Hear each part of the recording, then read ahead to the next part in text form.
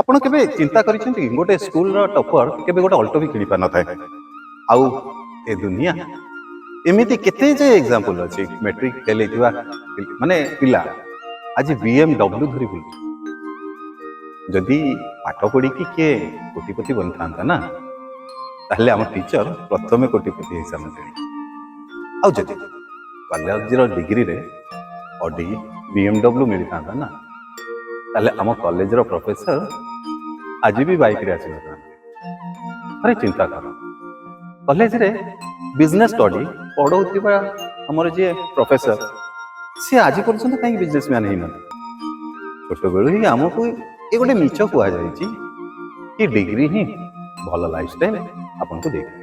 କିନ୍ତୁ ପ୍ରକୃତରେ ସତ କଥା ହେଲା, ଡିଗ୍ରୀ କେବଳ ନା ଆପଣଙ୍କୁ ଚାକିରି ପର୍ଯ୍ୟନ୍ତ ନେଇକି ଯାଇଥାଏ। କୋଟିପତି କେବଳକୁ ତୁମକୁ ତୁମ ସ୍କିଲ୍, ତୁମର ଆଇଡିଆ, ତୁମର ରିକ୍ସ ନେବାର ହିମ୍ମତ ହିଁ ଆଗକୁ ନେଇଥାଏ। ଯାହା ଶିଖିଛ ତାକୁ ଠିକ୍ କାର୍ଯ୍ୟରେ ୟୁଜ୍ କର, କିନ୍ତୁ ନିଜର ଫୋକସ୍ ରଖ, ନିଜର ନଲେଜକୁ ସ୍କିଲ୍ରେ ବଦଳେଇ ତାକୁ ଆଗକୁ ବଢ଼ାଅ। କାରଣ କୋଟିପତି ସିଏ ବନିଥାଏ ଯିଏ ନିଜର ଚିନ୍ତାଧାରାକୁ ବଦଳାଏ।